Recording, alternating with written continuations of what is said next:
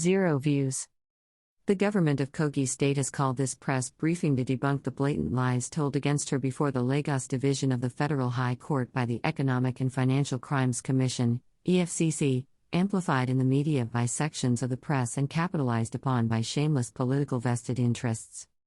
2 days ago, the Nigerian media space became awash with news of an ex-parte order of the Federal High Court, Lagos Division, allegedly freezing Sterling Bank account number 00735726696, which the EFCC, in court documents cited by us and for reasons best known to her, had fraudulently represented to the court to be a fixed deposit account opened and operated by the Kogi state government, into which bailout funds approved by the federal government and sourced from the bank were diverted and kept from their intended purpose, which is payment of salaries to workers. The EFCC also swore under oath before the court that her own investigations confirmed part of the funds corresponding to the biblical mark of the beast in the amount of N666,666,666.64 to have been misappropriated by the Kogi state government. The commission even swore that as of a specified date this year, to wit, April 1, 2021, which is of course the globally notorious April Fool's Day, the sum of N19,333,333,333.36 was allegedly standing to the credit of the account into which we had allegedly diverted and fixed monies meant for the payment of salaries to our workers.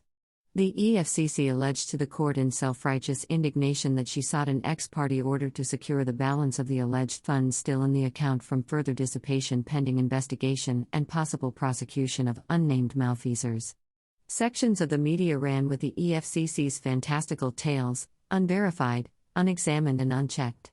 They serially reported that the alleged funds in the alleged account was a loan sought and obtained by the Kogi state government from Sterling Bank plc in 2019 for the purpose of paying salaries to workers, which were later deposited in a fixed deposit account upon the instruction of the Kogi state government, and allegedly to yield interest, and with parts of it dissipated for other unascertainable purposes other than payment of salaries.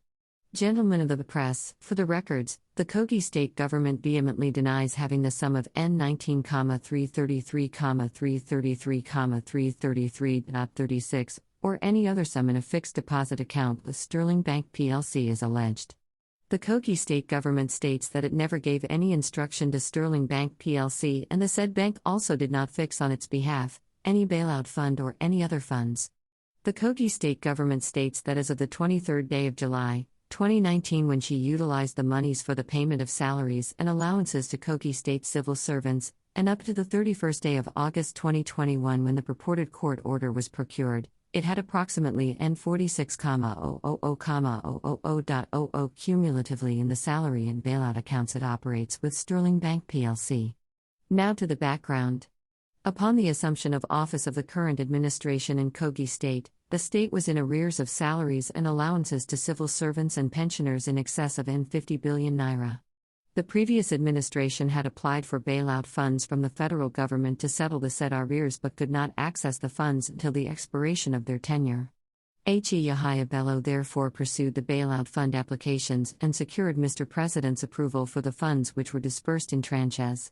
Specifically, in July 2019, the President graciously approved the payment of the final tranche of the bailout loan to the state, which came by way of an on-lending loan from the Central Bank of Nigeria via Sterling Bank plc. Sterling Bank plc disbursed the said loan using the Kogi State Bailout Account Loan Account Number 00735222756 on the 23rd of July 2019. Here is a copy of the statement of account. The sum of N19,999,000,000 of the said N20,000,000,000.00 was at various times between the said 23rd of July 2019 and 25th of September 2019 disbursed to Kogi State Salary Account Number 00734990012 with Sterling Bank and the United Bank for Africa Salary Account Number 102,089,595,797, from where the funds were judiciously applied for the payment of salaries and allowances owed to the workers of the state. Here is an attached schedule showing the disbursements from the Kogi State Salary Bailout Account. The current balance in the said Kogi State Bailout Account, and as of the date of the alleged ex-parte order, is the sum of N999,190.50. Accordingly, the allegation that any part of the bailout fund was not used for the purpose for which it was secured is not only patently false, It is malicious and unsupportable by any records, including bank statements relating to all material times. Let me stress as follows.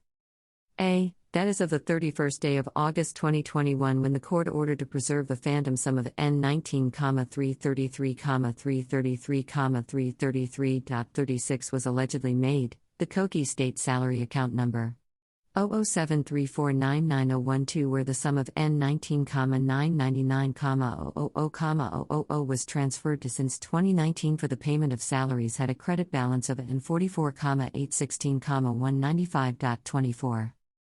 Picture shows Kogi State Governor, Yahaya Bello. Photo, Government House, Lokoja. B. That the allegation that the Kogi state government authorized the opening of a fixed deposit account wherein it deposited the said bailout loan of $20 billion for the purpose of generating interest for itself is false. The Kogi state government gave no mandate or instruction to Sterling Bank plc to open a fixed deposit account on its behalf as it could barely meet the salary obligations for which the funds were received at the material time. C. That Sterling Bank plc by its letter of 1 September 2021 confirmed in writing that the Kogi state government does not currently operate or maintain a fixed deposit account with Sterling Bank. Here is a copy of that letter. The letter proceeded to confirm that all the balances in all the accounts operated by Kogi state government was approximately 46 million naira. Finally, the letter confirmed that account number 0073572696 cited in the alleged order of the court is an internal, mirror, account operated by the bank for the purposes of managing the Kogi state bailout facility. Having laid the facts bare before you gentlemen of the press, we are still shocked as to how the EFCC came about the patently false information upon which they have fraudulently or by misrepresentation of facts secured the purported order freezing a non-existent account or a mirror account created for administrative purposes by the bank in respect of funds which have since the October 2019 been fully dispersed and utilized for the purpose for which it was borrowed.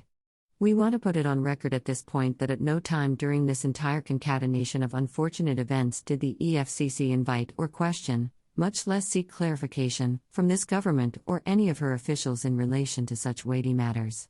Also, none of the media houses or platforms which initially broke the news so much as sought a comment from us. No doubt our rights to fair hearing and the nation's right to fair and accurate reportage did not matter in the circumstances of this shabbily designed but otherwise clinically executed hatchet job.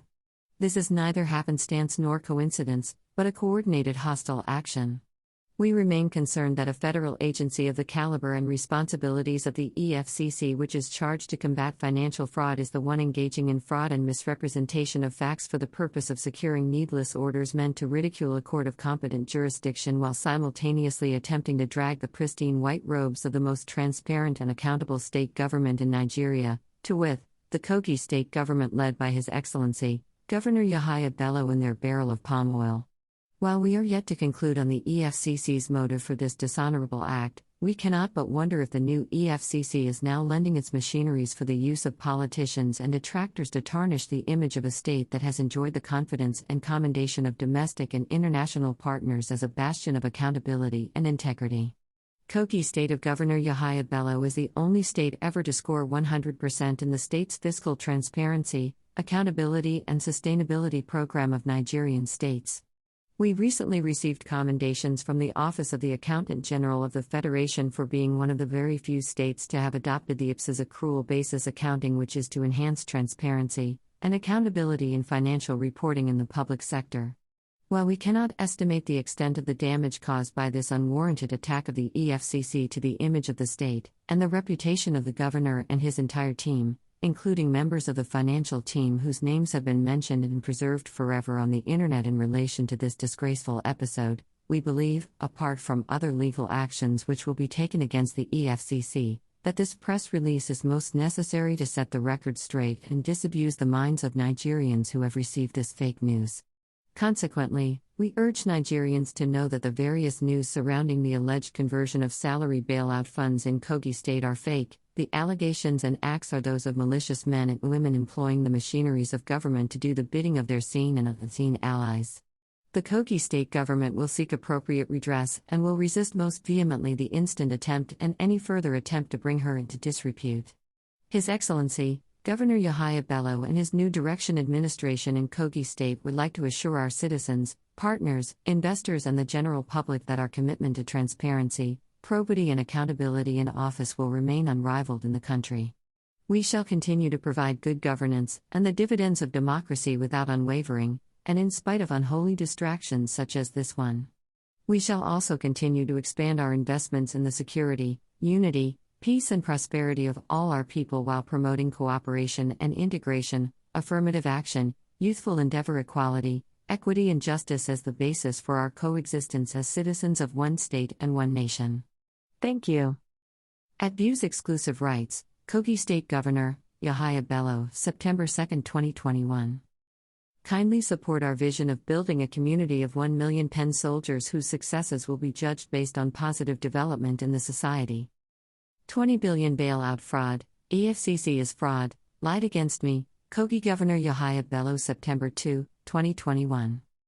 The government of Kogi State has called this press briefing to debunk the blatant lies told against her before the family takes burial of Juju Chief Priest Oguname to church for Thanksgiving, September 2, 2021. Head and founder of Africa Ancestral Spiritual Ministry, Nosa Uwagbo, known as Dr. Oguname, who died less than 4 days. See what Peter F. Square tells wife Lola after twin brother, Paul's wife Anita Asama ran away, September 2, 2021. The social media was recently updated with the new development in the family of one of the Nigeria extraordinary COVID-19 court order is speculative, no vaccination, no entrance to public places, next week deadline is a must, Governor Abaski, September 1, 2021. Edo State Governor Godwin Abaski few minutes ago insisted that there is no going back on the government directive that Buhari sacks Agric Minister, power over poor performance, September 1, 2021. President Muhammadu Buhari has said he reshuffled the cabinet after allowing an independent body to examine the performance of various